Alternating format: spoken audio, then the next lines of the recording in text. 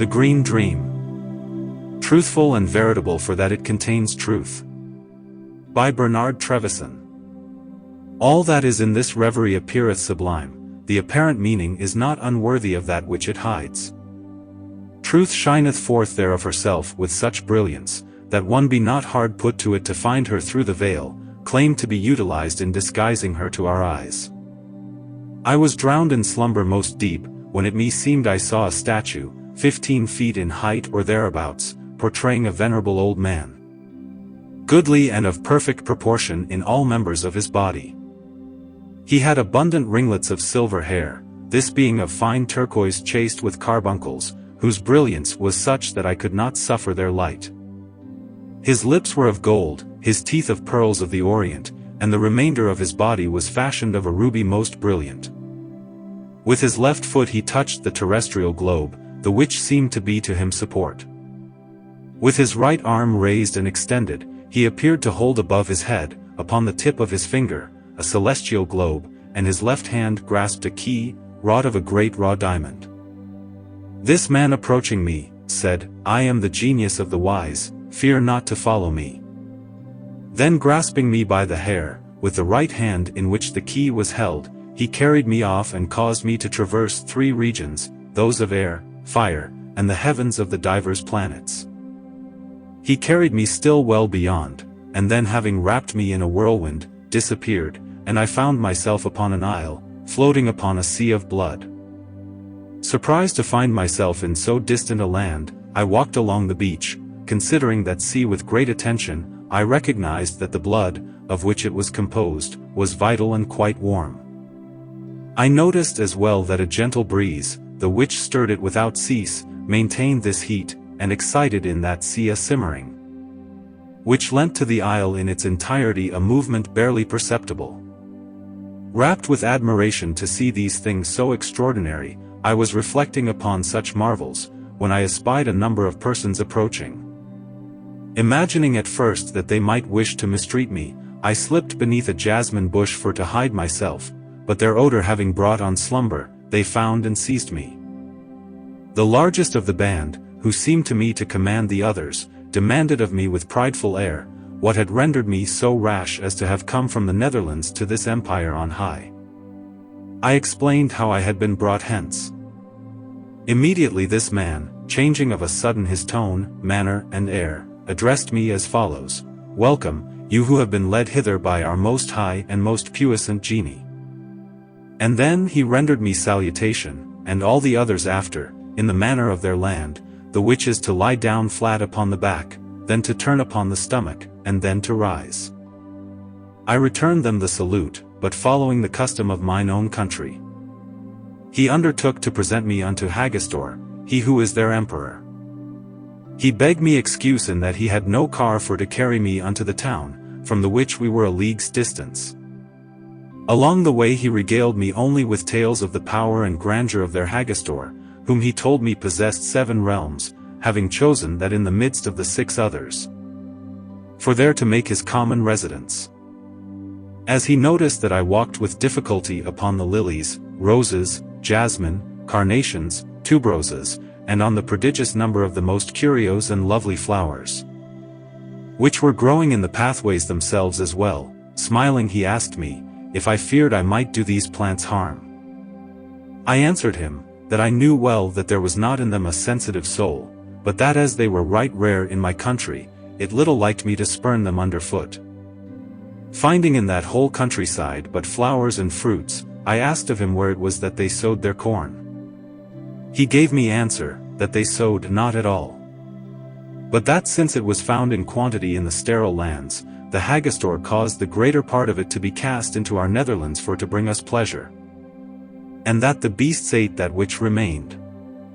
That for themselves, they made bread of the most beautiful flowers, that they kneaded them with the dew, and cooked them in the sun. Seeing about me the finest of fruit in prodigious quantity, I was curious to take of the pears for to taste of them, but he would prevent me from so doing, saying that only the beasts ate thereof. I found them notwithstanding of admirable savor. He presented me with peaches, melons, and figs, and never were there seen in Provence, in all Italy, nor in Greece fruits of such fine flavor.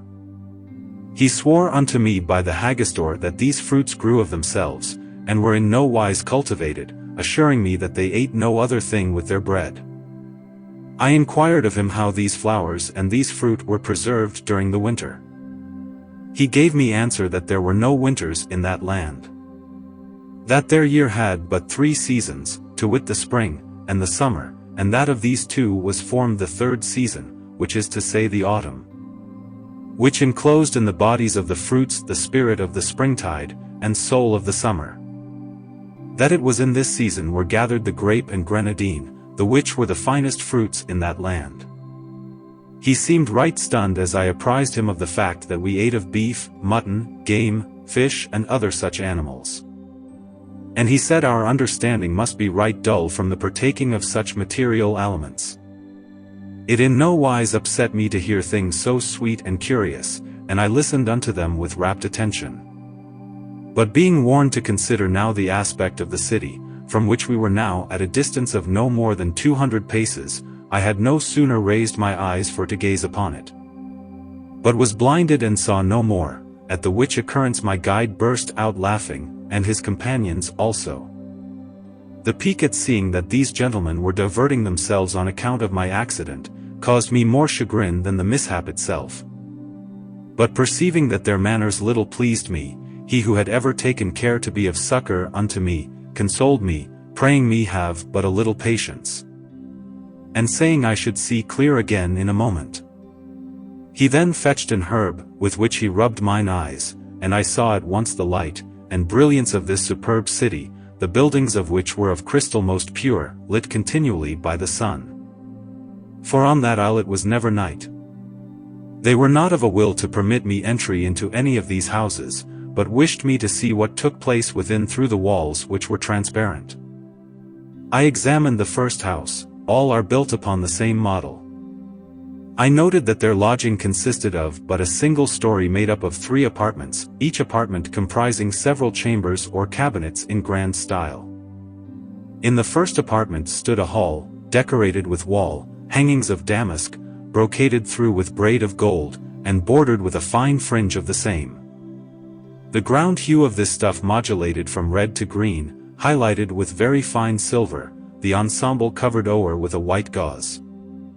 There followed divers cabinets, adorned with different colored jewels, then came a chamber furnished entire in a bonny black velvet, woven through with several bands of very black and shiny satin. The whole salted with a working of jet, the blackness of which sparkled and glistered right strong. In the second apartment could be descried a chamber, hung with a watered stuff of white, enriched and ornamented with seed pearls of Orient of the finest. There followed several cabinets, equipped with furnishings of divers colors, such as blue satin, violet damask, watered stuff of citron, and scarlet taffetas. In the third apartment was a chamber, decked out with a cloth most brilliant, of purple on a ground of gold, more beautiful and richer by far than all other fabrics I had thus far seen. Inquiring as to the whereabouts of the master and mistress of the dwelling, I was informed that they were hidden in the depths of that chamber, and that they were to pass unto another yet further off, separated from this by but a few cabinets of communication, that the furnishings of the said cabinets was of different divers colors, some being of beige silk, others of watered citron silk, and others again of a brocade of finest purest gold. In that it was outside the work, I was unable to see the fourth apartment, but I was told it consisted of but a single chamber, whose furnishings were of only the purest rays of the sun concentrated in that cloth of purple I had just seen. Having regarded all these curiosities, I was informed of the manner in which marriages were contracted between inhabitants of that isle.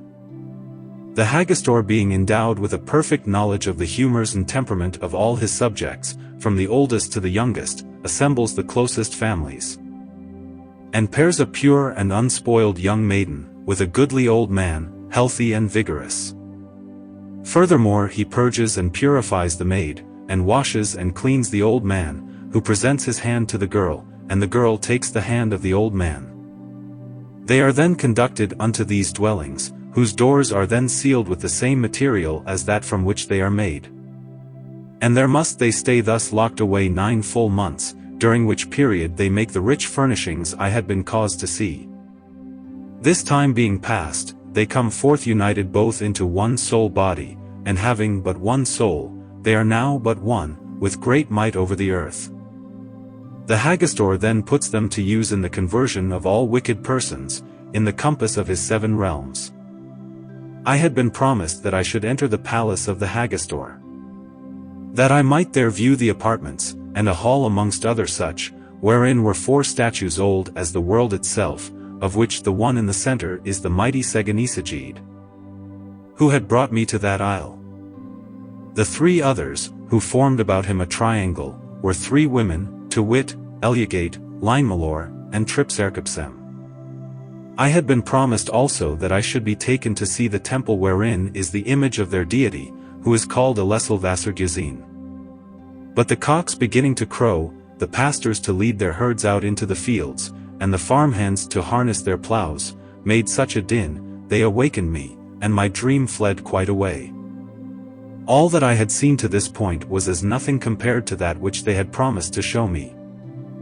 Nonetheless, it pains me not to console myself, when I reflect upon that celestial empire, wherein seated upon his throne appears the Almighty in all his glory and accompanied by angels, archangels, cherubim, seraphim, thrones and dominations. It is there we shall see what eye has ne'er perceived, hear that which ear ne'er heard, for it is there we are to taste of eternal felicity. The which hath God promised unto all who strive to render themselves worthy of it, having created all things that they might participate in that glory. Let us therefore strive to be worthy of it.